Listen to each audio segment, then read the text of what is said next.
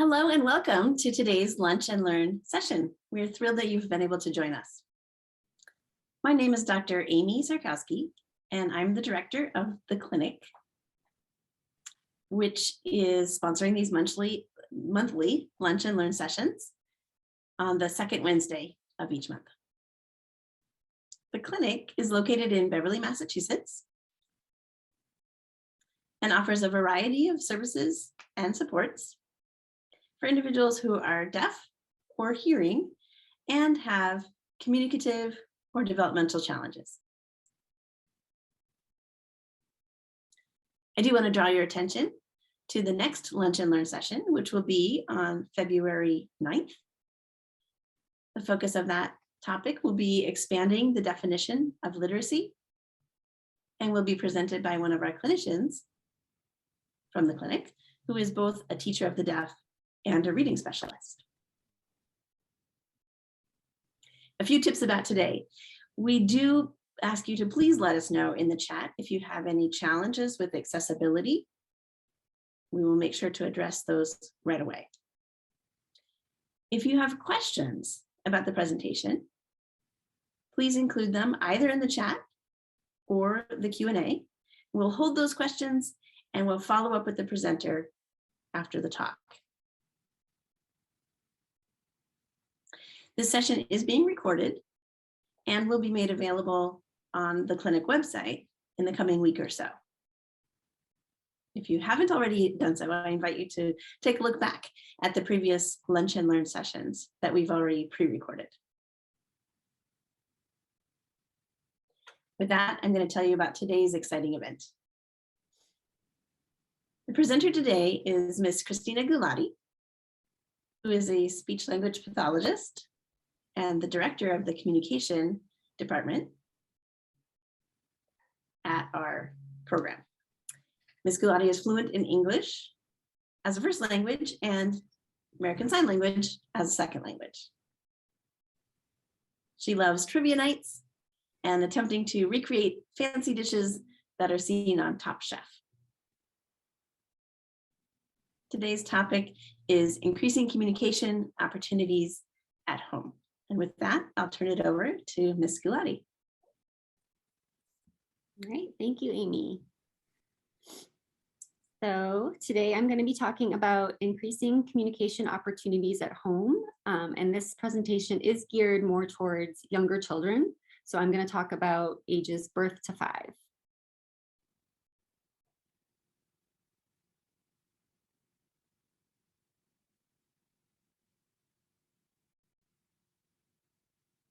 And just a quick introduction. I know Amy already introduced me, but I have been an SLP for 15 years, and I have been the director of our communication department here at CCCBSD since 2014.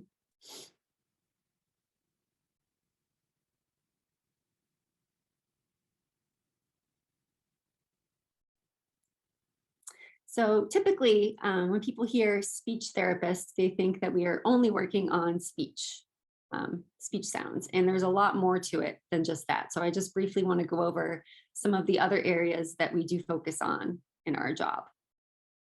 So receptive language, understanding language, expressive language.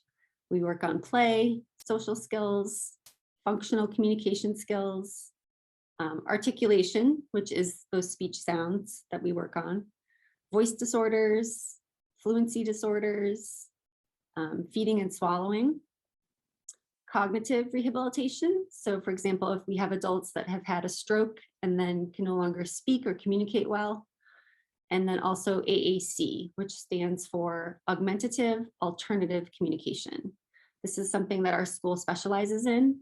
That might look like students who use an iPad and touch symbols to communicate, or students who use their eyes to select symbols on a device with voice output, things like that.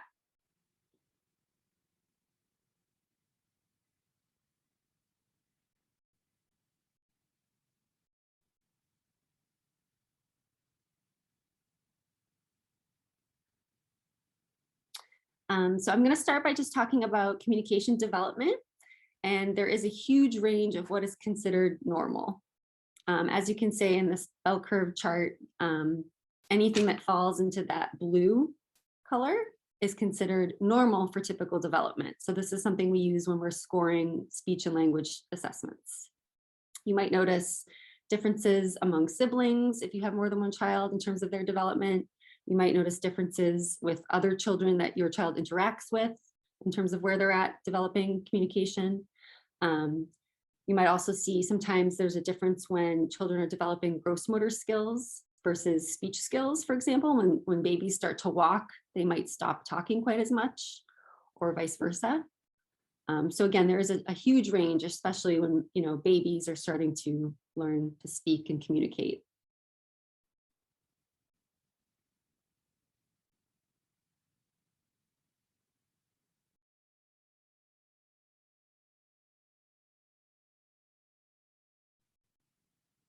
So I'm going to just briefly go over a typical development from age birth to 5. So from birth to 3 months, what you would expect to see from a baby is just kind of taking everything in, looking around their environment. If they are hearing, they will startle to loud sounds. They will quiet or smile when you talk to them. They might make cooing sounds. And then babies will have different types of cries for different needs.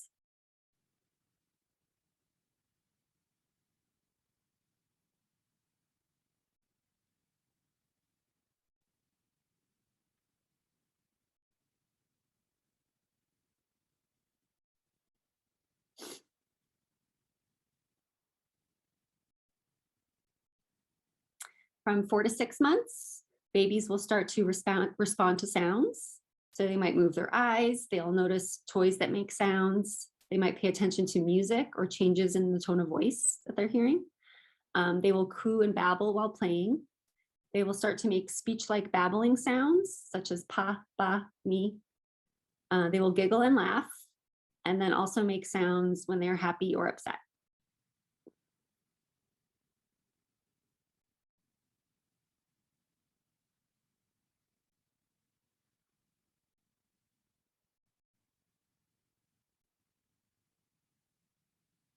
From 6 to 12 months, babies will start to turn and look in directions of sounds. They will look when you point at something. They will turn to their own name when you call them. They will recognize words for familiar objects and people. They'll start to respond to simple words and phrases such as no or come here. They might play games with you such as peekaboo, those back and forth games. They'll start to babble longer strings of sounds. And they will start to point to objects and show objects to others. You might also start to see some simple gestures such as waving or shaking their head no, and then beginning to speak a first or second word around their first birthday.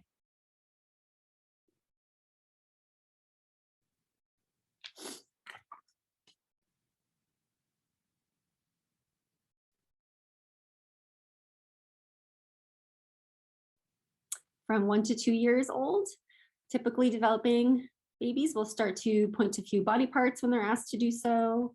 They'll start to understand one-part directions in simple questions. They'll listen to stories and songs for longer periods of time. Point to pictures in books when you name them. They'll start to use many new words and also produce early developing sounds such as P, B, M, H, or W within words. They might start to ask who, what, and where questions, and then also start to put 2 words together, such as more book and no bed.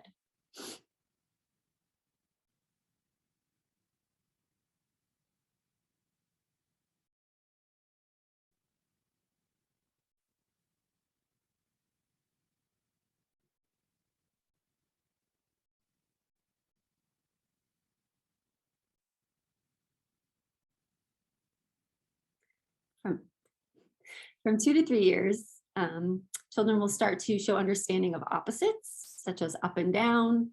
They can follow 2-part directions. If you tell them, go get the spoon and put it on the table. They'll talk about things that are not in the room, so things that are not directly in their environment. They will talk during pretend play, such as saying beep, beep while they're playing with toy cars.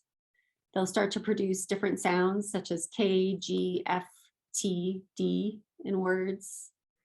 begin to use words like in, on, and under. Start to ask why questions. Anyone who has interacted with a toddler knows that this can be endless. There's no end to the why questions. And then also start to put 3 words together to talk about and ask for things.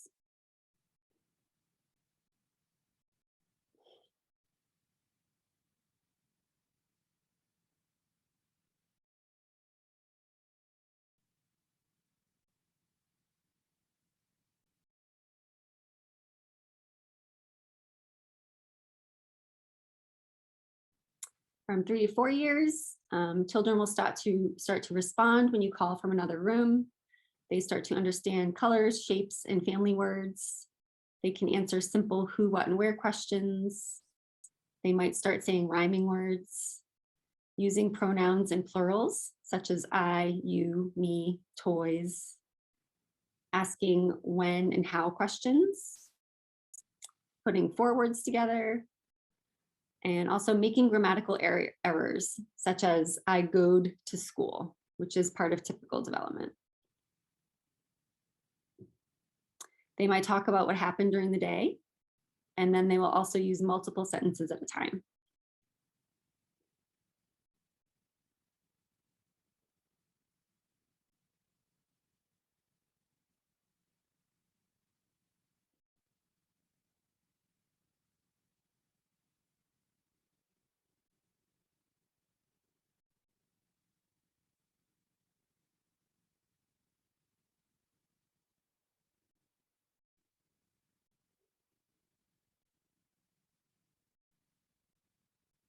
From 4 to 5 years, children will start to understand words for order and time, such as first, last, yesterday, today, tomorrow. They can follow longer and more complex directions. They understand most of what is said. They can produce all speech sounds. They may still make some errors on later developing sounds, such as L, R, the J sound, the Ch sound. They can name letters and numbers.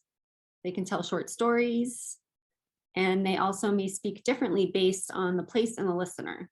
So for example, they might talk to a baby or a younger child using a different tone of voice. They may speak louder outside versus inside.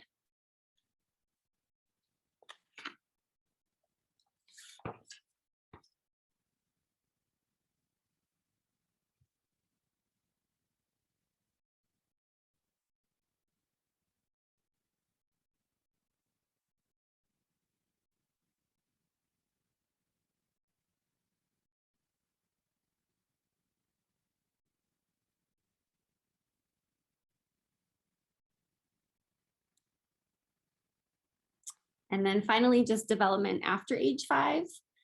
Children will start to develop higher level language skills such as sarcasm, humor, arguing, metalinguistics, which is thinking about and reflecting on your own language and the rules of a language.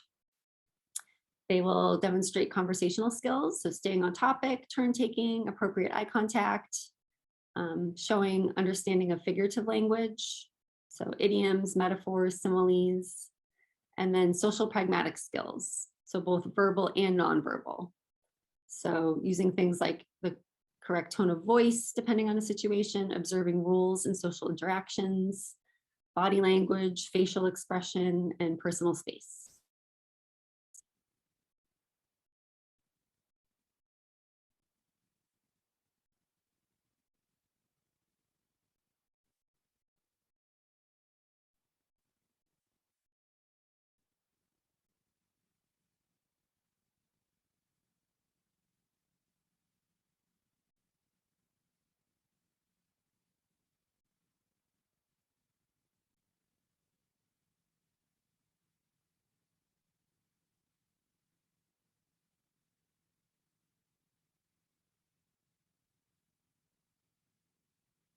And then just a note about the importance of language input. So here's a quote. By 18 months of age, babies have heard approximately 4,380 hours of spoken language. And only after that do we expect them to say their first words. So this is why we constantly talk to babies and narrate our day. We might want to think about how babies who are deaf or hard of hearing, who are developing differently, might be impacted by this. Is that input coming through? And if it's not, how do we make sure that something is getting through to them in terms of input?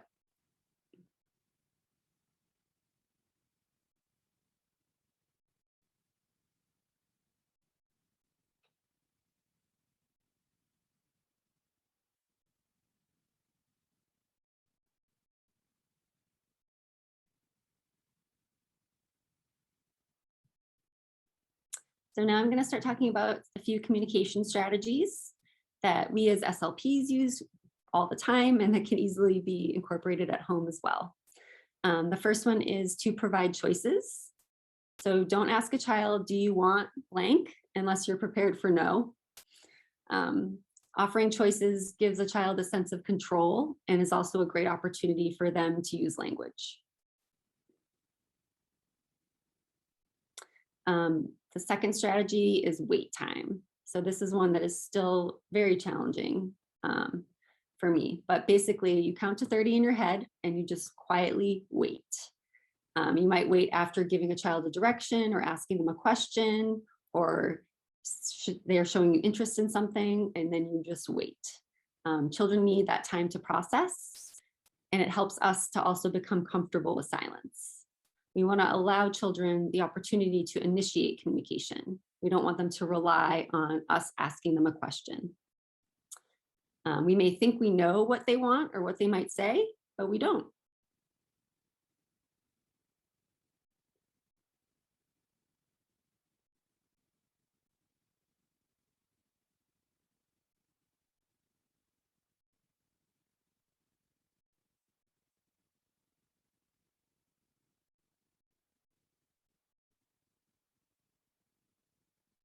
Another strategy we use often is called engineering the environment, or also known as communication temptation.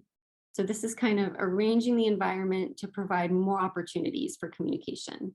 So you might give your child a spoon instead of a bowl, and then they can correct you and say, but I need a bowl. You might place desired items out of reach, but in sight. So they can ask you to get the item that they want. You can make mistakes or forget things so they can correct you. This is kind of a fun one. And also changing the routine. So changing the routine kind of provides an opportunity for the child to comment, to let you know that you did something wrong. Oops. Another one we do is waiting for children to ask for help to open a container rather than just opening something and giving it to them. And then also only providing some of a snack or part of a food item rather than giving them the entire bag of goldfish, which is an opportunity for the child to ask for more.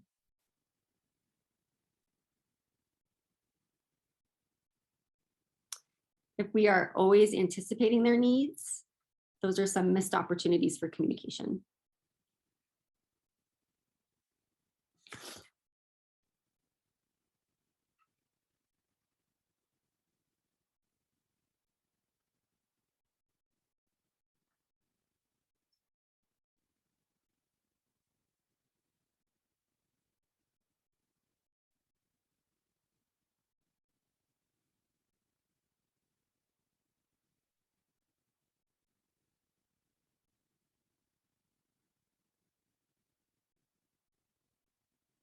Another communication strategy is called modeling. This is so important. So basically modeling is when you are speaking or signing to a child. You want to model one word ahead of your child's level. So we don't want to be overwhelming them with too much complex language, but it's really helpful to model slightly above their current level. Along those lines, we use things called recasting and expansion. So recasting is, for example, if a child says, I seed my friend, you would say, oh, you saw your friend. So you're recasting the correct form back to them, but you're not forcing them to say it. That's also modeling. And then expansion, if a child says one word, we can expand on that utterance. So if they say cookie, you can say, oh, more cookie or yummy cookie. So you are modeling the correct language or slightly more advanced language.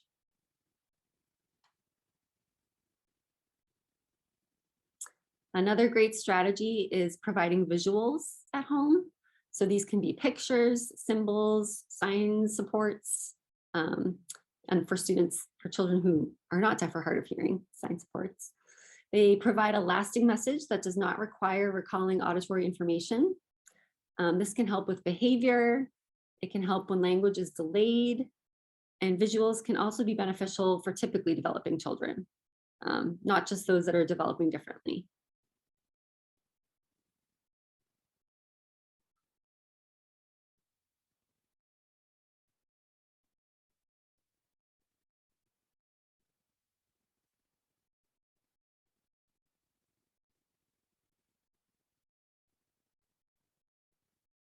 And so here I have some examples of visuals that we might provide. Visual schedules are great, so showing what's happening during that day. First, then visuals. So first we're going to do this and then this, which can be really helpful for less preferred activities. These can help with independence and routines, and they can help with transitions. So the child knows what to expect. They know what's coming.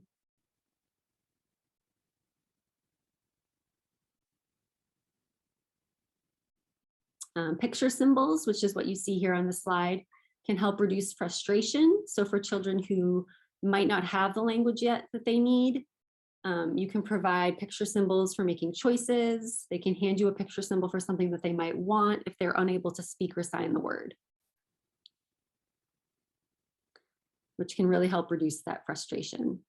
And then topic boards are something else that we use. There's a picture down here at the bottom of a bubble topic board. So the topic is bubbles.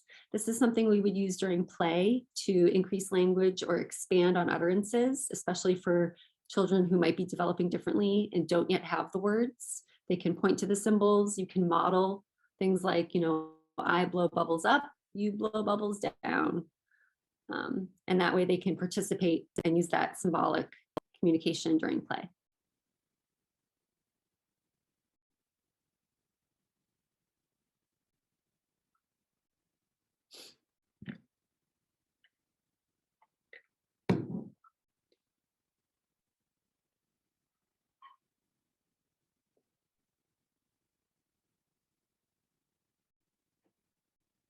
And then another strategy is statements, not questions.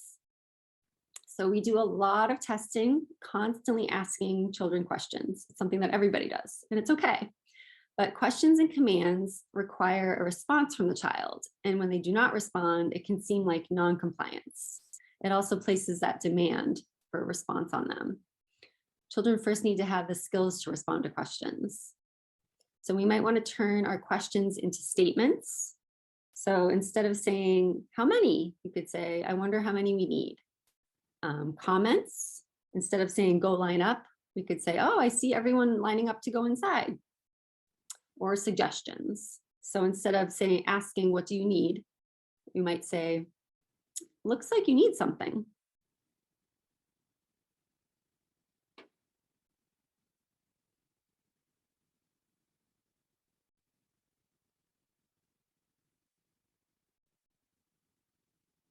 So now I'm going to speak briefly about increasing communication opportunities within routines and activities at home.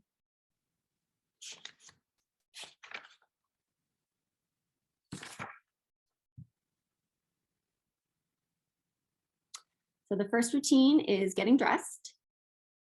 So some examples of language that we might focus on during this activity is following directions. First, let's put on the shirt, then put on pants. Commenting, so talking about how the clothes feel, the color of the clothes. This is soft. Oh, I like that. That's pretty. Making choices. Do you want blue shoes or red shoes today? Child can ask for help if needed, if they need help buttoning something or zipping something. And then also for the adult to model language. So, oh, I have a red skirt on, you have a blue skirt.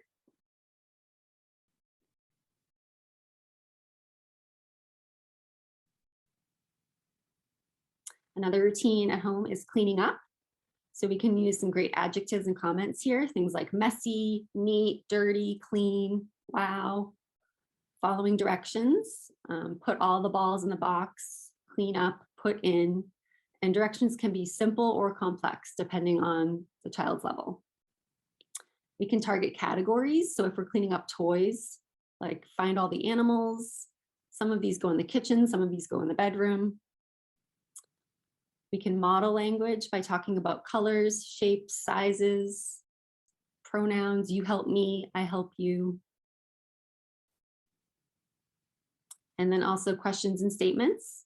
So where does this go? I wonder where this belongs.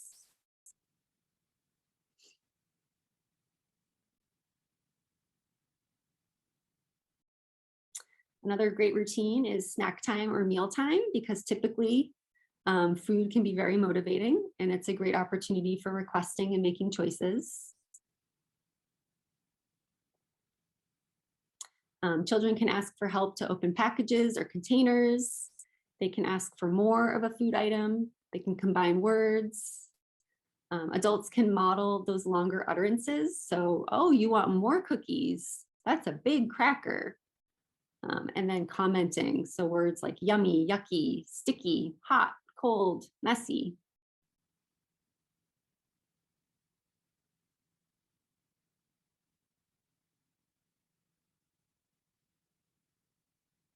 And some other ideas, cooking together is a great activity for following directions, commenting, using those adjectives, tasting and describing what you make. Grocery shopping is great for talking about what you see, using a list, making choices, using prepositions such as put in, take out, put on. Bath time, using opposite words such as wet, dry, hot, cold, making choices. Do you want the duck toy or the boat toy? Modeling sounds and words. And then playing outside. So following directions, commenting, pairing movement with sounds, using action words such as jump, run, stop, go, swing. We see a lot of times with our students who might not be producing verbal language that they will vocalize a lot more often when they're on the swing or when they're moving. So that movement can be a really helpful tool for children who are developing differently.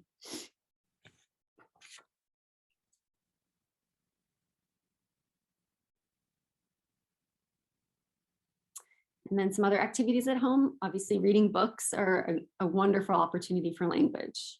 Can ask and answer questions, build vocabulary. We can target commenting, filling in repetitive lines. So for example, the book Brown Bear has a very familiar repeated line that you can pause and wait for your child to fill it in. And then connecting things in the book to shared experiences. So saying, oh, grandma has a cat like that. Or we went to the beach too, do you remember? Something I love to use in therapy are wordless books. So books that just have pictures. And that way the child can tell the story to me. Some ones I love the book. Good Dog Carl is a great one. And Pancakes for Breakfast is another great one that does not have any words, just pictures.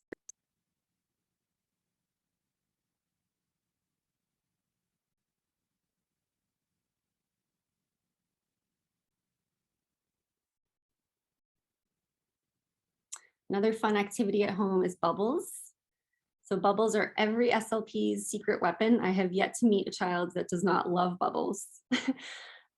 This is a great activity for requesting, asking for more bubbles, using adjectives, big bubbles, small bubbles, prepositions, blow bubbles up, blow bubbles down, on the ground, modeling sounds such as pop, bubble, and those are great words too because they contain those early developing sounds that children can produce early on. We can target turn-taking pronouns, so my turn, I blow, you blow, and then commenting. So wow, messy, wet.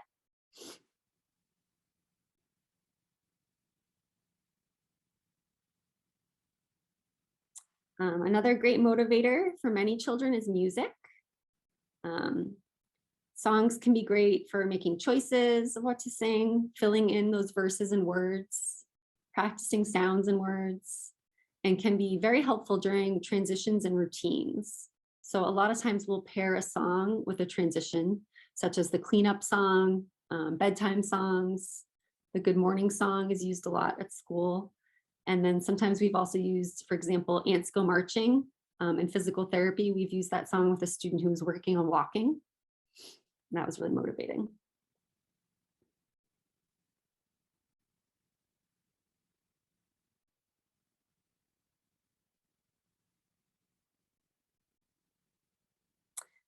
And another activity at home, play schemes. So setting up open-ended play schemes such as play food in a kitchen, cars on a track, the grocery store, post office.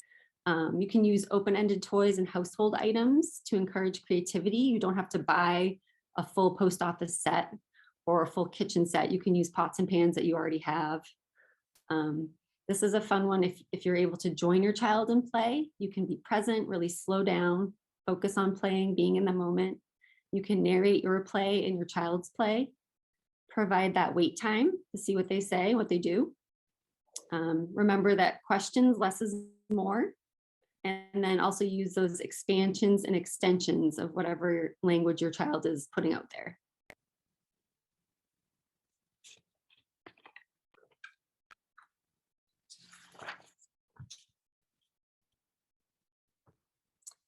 And almost done, just a couple more slides.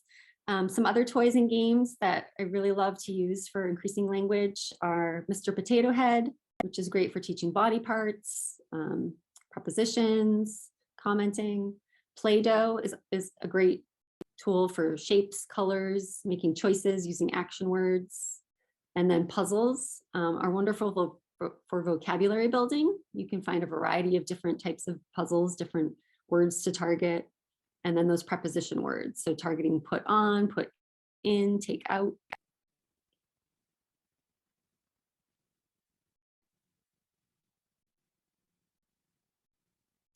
And then the takeaway, hopefully, from all of this is you don't need fancy toys or expert training. Really, communication opportunities are everywhere. And then also just remembering as a parent or an educator, self-care and giving yourself a break. So there is that pressure to be teaching language constantly, especially if your child is developing differently. So remember that sometimes you just want to let your child be, let them experience the experience. One of my favorite examples of this is, say you're on a trip to the petting zoo and your child is looking at the animals and you just want to talk to them about it. You want to ask them questions. You want to talk constantly during that experience. Instead, maybe take some pictures. So let them experience the petting zoo. You take a couple photos and then later after you can review the experience together and talk about it. But letting them be in that moment. Again, the importance of quiet wait time, and then just trying to find a balance. So as a parent, you don't always have to be the speech therapist as well. You know, you can find a balance between doing some of these activities and then also just, you know, getting through the day and, you know, having bath time just be a bath, which is fine.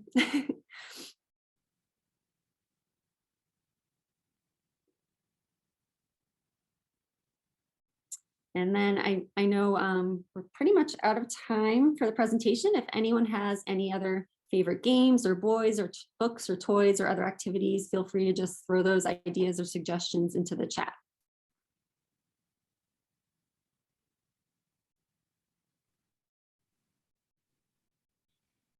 As you mentioned before, we are doing monthly Lunch and Learns. So please mark the second Wednesday of each month in your calendar. They are free. We are doing a variety of topics. All of the presentations will be by clinicians from the clinic. So you can get some ideas and suggestions straight from those who are providing these kinds of services. If you're interested in any direct services or supports from the clinic, I also invite you to visit our website to learn a little bit more about that.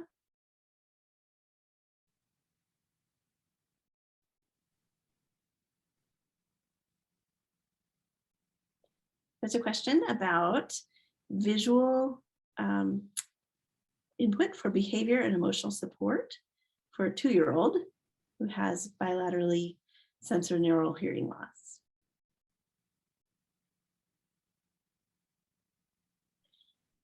Christine, I wonder if you might just add another comment around how you would provide that visual support Some of the suggestions from the slides are a little bit focused on the language, the spoken language communication. So if you're needing some visual support, do you have additional recommendations?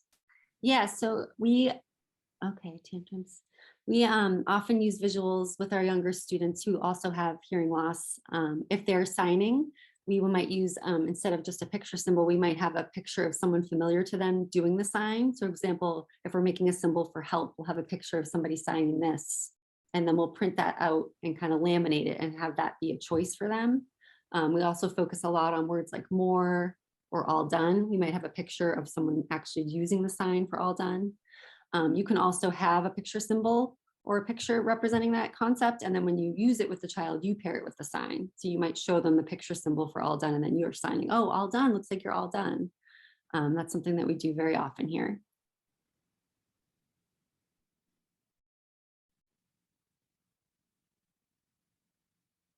There's another comment in the chat from an SLP who has another tip to share. Using a lot of people games.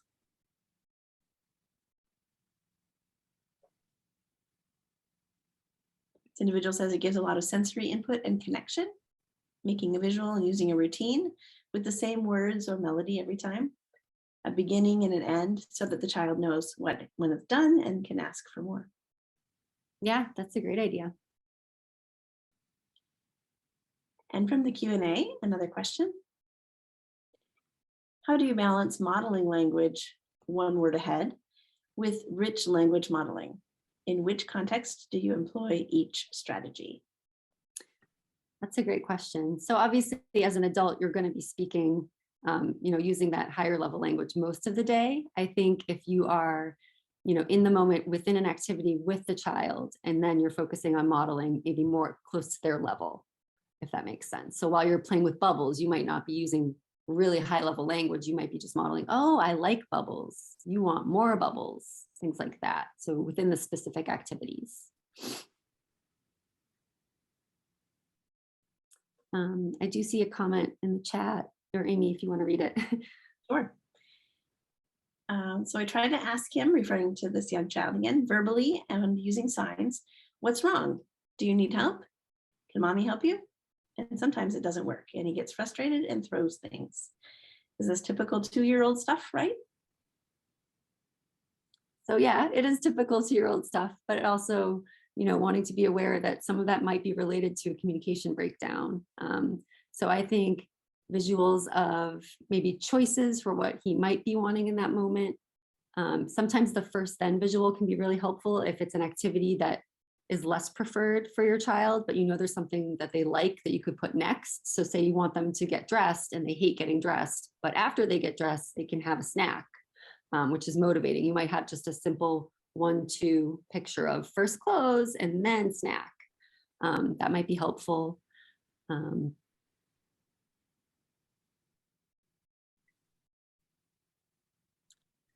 another question, could I use visuals of facial expressions maybe? Yeah, if you're targeting emotions, I would recommend typically, emotions can be tricky, especially for 2-year-olds who might not know their own emotions yet. So in that case, I would say maybe do a lot more modeling. So you could say, oh, like you look mad, and you could kind of show the sign for mad and kind of label your child's emotions for them, because they might not be ready to let you know how they're feeling, but you can model that language for them. Or, oh, you're sad. You're sad because maybe model why.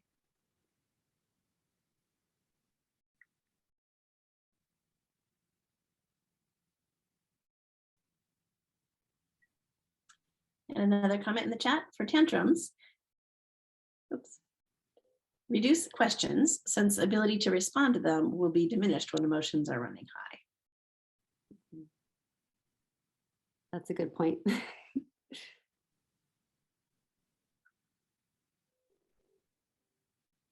Just to emphasize, Ms. Gulati mentioned at the end of the presentation, it's not always the time when you're going to be fostering language. Sometimes a hug or a cuddle or those kinds of things can help to bring a child's level down so that they can be more receptive to taking in that language and communication. That can be important too. Yeah, that's a good point. Usually by the time they're already tantruming, it's a little bit too late for that language because they're not going to be expressing much language at that point. But you can provide, maybe choices or comfort, and then later maybe revisit what happened and talk about it later on.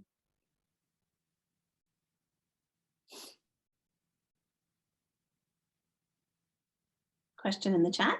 How might these methods be incorporated for a Gestalt language learner? Should they be modified in any way, or are they less compatible?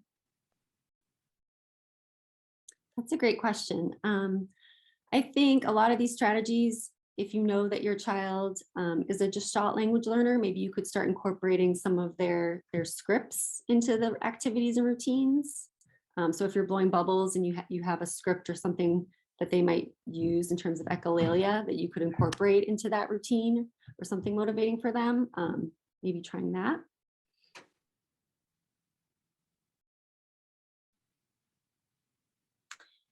I will invite anyone who's watching who might not yet be familiar with Gestalt language processing. We do have a previous presentation that addressed that topic, and I invite you to take a look at that as well to learn a little bit more about it. And with that, we are at the end of our time. We thank you once again for joining today's Lunch and Learn, and look forward to seeing you next month when we learn a little bit more about literacy from our teacher of the deaf and reading specialist. Wishing you all a great day.